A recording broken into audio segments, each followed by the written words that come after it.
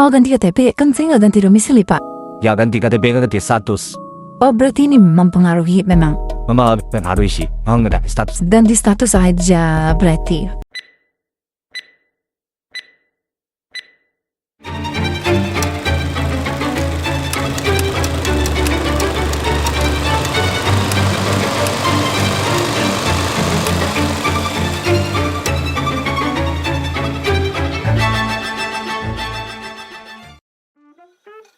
Halo teman pemilih Sahlunto, jumpa lagi dengan saya Ainun pada podcast KPU Kota Sahlunto, Obrolin Yuk. Nah, kita sudah sampai di episode yang ke-22 dan pada episode kali ini kita akan membahas seputar pemutakhiran daftar pemilih berkelanjutan. Ini topik baru juga. Nah, tentu akan menjadi pengetahuan pendidikan politik yang terbaru juga untuk teman pemilih dimanapun berada. Bersama saya sudah hadir anggota KPU Kota Sahlunto Divisi Perencanaan, Data dan Informasi, Bapak Febdori Armansyah. Selamat pagi Pak, gimana kabarnya Pak? Selamat pagi Ainun, kabarnya baik. Alhamdulillah kabar yang baik ya Pak ya. Setiap narasumber yang kesini saya tanya kabar tuh selalu baik Pak. Ini agak gimana gitu, emang nggak pernah sakit atau gimana Pak? Atau selalu baik? Kita diharuskan sehat. Sehat selalu ya Pak. Ini patut dicontoh teman pemilih agar kita selalu sehat dimanapun dan kapanpun. Oke. Hari ini tentu teman pemilih ini juga akan bertanya-tanya Pak. Salah satu agenda nasional KPU itu setelah pemilihan atau post election itu adalah pemutakhiran daftar pemilih berkelanjutan.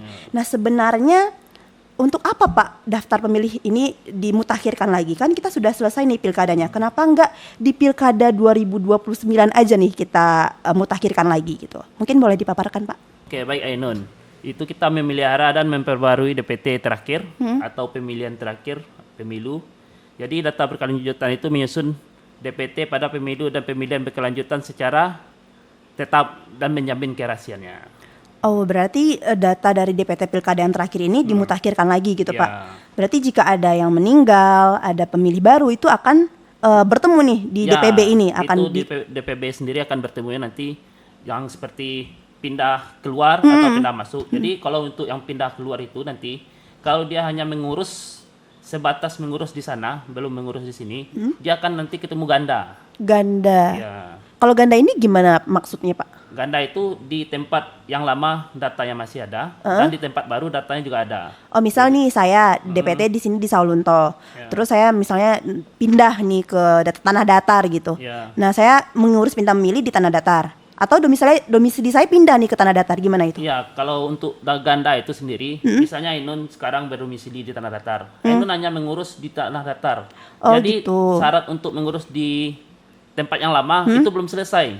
Jadi ditemukan dua data nih. Dua data. Oh. Makanya kita setiap bulan itu akan ada pemutakhiran atau pemulihan data diperbaharui gitu ya. data lagi. Oke, berarti itu teman pemilih salah satu urgensinya kenapa harus ada pemutakhiran DPB ini adalah untuk memutakhirkan data kita, misalnya ada yang meninggal dunia, ada yang pemilih baru atau teman pemilih sendiri pindah domisili, kan kita tidak tahu ke depannya seperti apa. Oke. Jadi berarti pemutakhiran ini sudah ada regulasinya ya Pak ya? Mungkin boleh dipaparkan Pak sedikit regulasi payung hukum dari pemutakhiran DPB ini sendiri. Oke, kalau untuk DPB sendiri kita sudah mempunyai regulasi yaitu kita masih memakai Undang-Undang Nomor 7 tentang Pemilu yang tahun kemarin, Nomor 7 tahun 2017. Iya. Dan kita juga memakai Undang-Undang Nomor 1 tahun 2015, junto Undang-Undang Nomor 6 tahun 2020 tentang pemilihan gubernur dan wakil gubernur, bupati dan wakil bupati, serta wali kota dan wakil wali kota. Dan juga ada ini peraturan dari PKPU sendiri yaitu PKPU Nomor 1 tahun 2025 tentang pemutakhiran data pemilih berkelanjutan. Oh, berarti ada apa payung hukum khusus ya dari KPU ya Pak ya? Sendiri. PKPU itu sendiri mengenai pemutakhiran data pemilih berkelanjutan. Kalau sejauh ini apakah ada kendala Pak dalam pemutakhiran DPB ini? Alhamdulillah sejauh ini kita belum menemui kendala ini. Semoga kedepannya kita tidak akan menemui kendalanya. Semoga lancar ya Pak ya. Terus kemarin ya Pak di podcast sebelumnya kita juga Oh begitu, baik Pak. Berarti memang sudah ada ya Pak untuk regulasi pemutakhiran DPB ini dan juga sudah ada PKPU tersendiri yang mengatur mengenai pemutakhiran dari DPB. Nah ini memang singkatannya itu DPB ya Pak? Ya, DPB. Kadang agak itu Pak mulut saya nih agak typo atau salah sebut itu DBD, PPDB gitu-gitu. Ya, kalau untuk sekarang ini Kalau dulu mungkin orang kenal DPB, kalau sekarang Iya. kan ada pemutakhiran. Jadi sekarang itu katanya PDPB. PDPB. Ya, pemutakhiran data pemilih berkelanjutan. Oh, nanti kalau mama ngiranya itu Pak penerimaan siswa baru Pak, PPDB. Nah kalau untuk itunya Pak, maksud saya itu tahapannya seperti apa gitu loh? Apa sama dengan tahapan dari pemutakhiran DPT kita di pemilu atau pilkada, ataukah memang ada tahapan khusus dari pemutakhiran DPB ini? Ya, kalau untuk DPB sendiri itu kita ada tahapannya, Non. Ya. Jadi kalau kita runut dari atas, dari tingkat atas, yaitu dari KPU RI, KPU RI itu akan mengadakan 2 kali setahun, yaitu 2 per kali setahun. semester namanya. Untuk provinsi juga 2 kali setahun per semester per 6 bulan itu akan diadakan pleno, Ditetapkan ditetapkan. Oke. Kalau untuk kabupaten kota itu per triwulan, per 3 bulan per gitu ya? 3 bulan. Jadi untuk kabupaten kota itu setahun itu 4 kali untuk pleno penetapannya. Berarti itu tahapannya 3 bulan sekali kita akan menetapkan lagi Ya, DPB setiap ini. per 3 bulan kita akan memperbaruinya lagi. Oh, memperbaharui. Oke, baik Pak. Kalau untuk rekapitulasinya ini Pak, apakah sama? Apakah menggunakan sidali juga seperti DPT? Ya, kalau di PKPU sendiri itu sudah diatur, PKPU nomor 1 tahun 2025 tadi itu. Jadi sudah diatur untuk semua DPB ini itu bermuaranya ke Sidali, aplikasi Sidali. Oh, berarti semua data pemilih ini memang di satu data Di itu satu data, di ya, Sidali di- itu di ya Pak? Sidali. Sidali itu. Dan Sidali sendiri itu udah diatur di undang-undang ini. Cuma satu-satunya aplikasi yang diundang-undangkan yaitu Sidali, Sidali, Sistem Informasi Daftar Pemilih. daftar pemilih. Kita masih bisa ngecek kita ini terdaftar di desa mana, Desa mana, TPS mana, TPS mana. gitu loh. Baik, Pak. Ini kalau untuk sasaran, Pak, siapa sasaran dari DPB ini, Pak? Jadi untuk alurnya sendiri ya Inun, kita itu melakukan pemutakhiran data pemilih berkelanjutan itu secara di jure, yaitu berdasarkan KTP elektronik, kartu keluarga, dan juga yang terbaru sekarang itu IKD Digital ya, Pak ya? yang di digital. Jadi untuk sumber data sendiri itu kita memakai DPT terakhir, pemilu, dan pilkada terakhir, Oke. dan juga DP4 yang diturunkan oleh Kemendagri ke KPU RI yang diturunkan setiap tingkatannya, Provinsi dan Kap Kota provinsi gitu. dan kabupaten kota. Dan kita juga bisa memperoleh data dari instansi terkait seperti Disucapil, TNI dan Polri. TNI dan Polri itu seperti Taruna Baru yang lulus TNI atau Polri, Iya, iya, iya. dan juga bisa yang pensiun.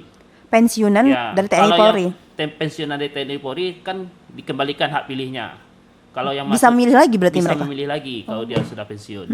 Jadi kalau masuk polisi dan TNI Polri itu hak pilihnya Hilang. hilang. Dan terakhir kita juga menerima laporan dari masyarakat apabila ada sanak saudara, tetangga, teman yang belum terdaftar di dalam DPT bisa dilaporkan kepada KPU langsung. Berarti ini kan juga kesempatan untuk itu ya, Pak, pemilih baru ya? Ya, pemilih baru.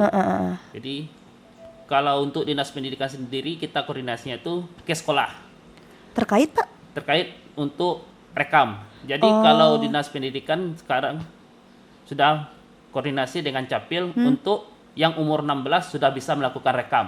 Rekam KTPL Rekam gitu ya? KTPL. Jadi kemarin kita koordinasi dengan Disub Capil sendiri untuk rekam KTPL di umur 16 sudah bisa, dan KTP-nya akan diberikan pas dia ulang tahun di umur 17. Oh, Bisa udah langsung memudahkan tinggal sekali. nge-print lagi. Nah, itu sangat memudahkan sekali. Berarti untuk itu juga termasuk agenda dari pemerintah masing-masing ya Pak ya. Jadi koordinasi antar instansi seperti Dinas Pendidikan dan juga Disduk Capil untuk agar data pemilih yang baru ini ya bisa direkam dan juga kita juga bisa mendapatkan data tersebut gitu ya Pak. Tadi juga sempat disinggung ya Pak perihal tanggapan masyarakat. Nah, berarti masyarakat ini bisa melaporkan. Misal nih Pak, di nenek saya misalnya meninggal dunia. Nah, berarti saya bisa bisa melaporkan hal itu. Nah, ini lapornya tuh bagaimana Pak? Lapornya kemana dan alur pelaporan tanggapan masyarakat ini seperti apa? Ya, jadi karena kita di tahapan sudah selesai, kita di luar tahapan. Kalau biasanya di tahapan itu kan bisa melapor langsung ke Iya, ada PPS kita ada di PPS desa masing-masing. kelurahan, ada PPK di tingkat kecamatan. Iya. Jadi karena tahapan tidak ada, Yang jalan sekarang itu kan hanya pemutakhiran data pemilih berkelanjutan. Iya, benar, Jadi Pak. itu bisa melapor langsung ke KPU Kota Ke Sawalunto. KPU aja. Berarti nggak bisa nih ke desa aja gitu laporin ke apa perangkat desanya, Pak ini ada warga saya meninggal Ya, dunia. kalau untuk tidak bisa ke KPU langsung, kita bisa laporkan langsung ke tingkat desa kelurahan atau yang bagian kependudukan di tingkat desa. Iya, iya, iya. Nanti kita juga akan berkoordinasi dengan desa itu Desa sendiri. kelurahan. Oke.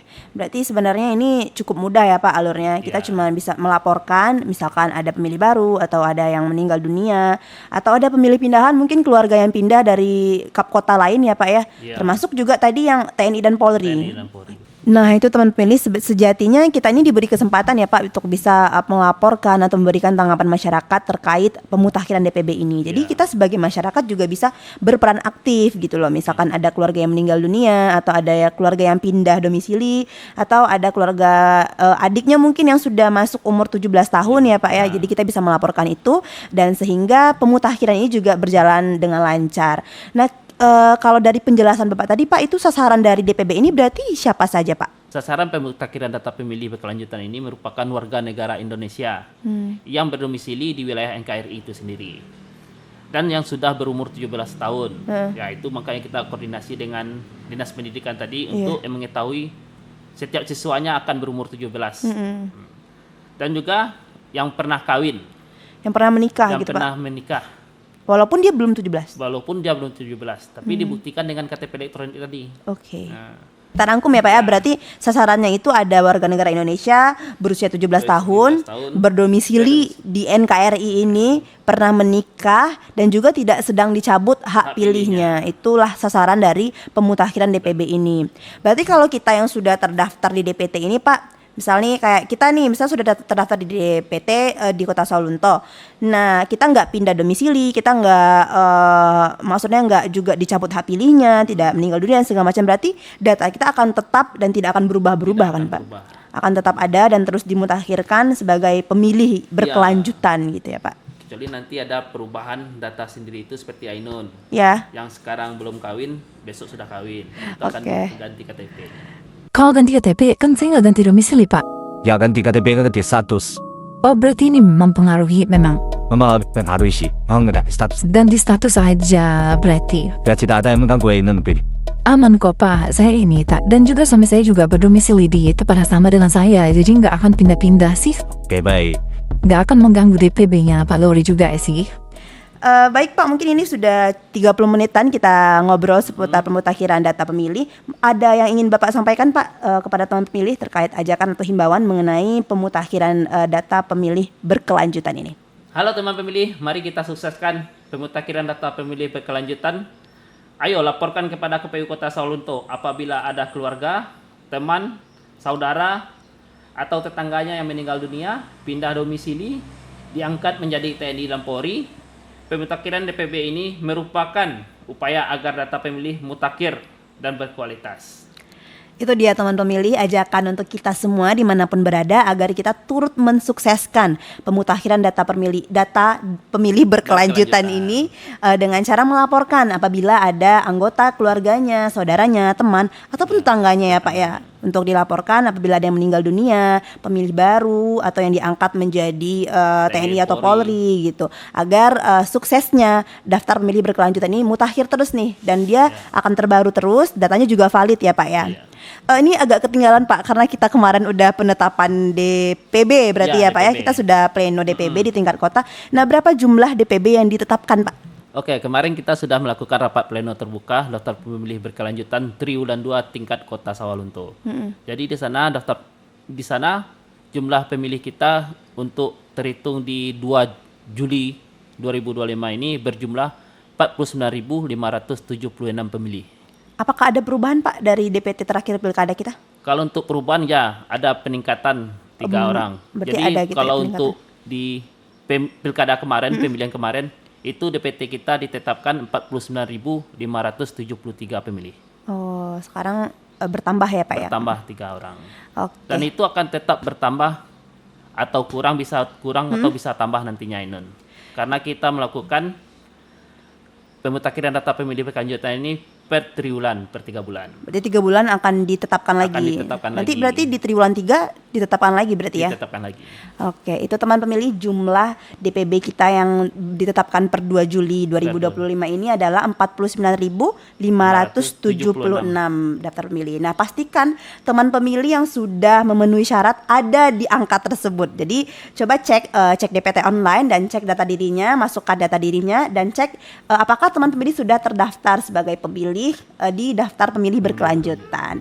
Mungkin itu aja Pak obrolan kita di pagi hari ini. Kita mungkin next akan berbincang lebih lanjut mengenai agenda-agenda KPU lainnya. Terima kasih Bapak sudah berkenan hadir di podcast KPU Kota Sawalunto. Semoga selalu sehat dan diberi kelancaran dalam melaksanakan tugas dan pekerjaannya. Amin. Oke, teman pemilih, sekian dulu Obrolin Yuk episode 22.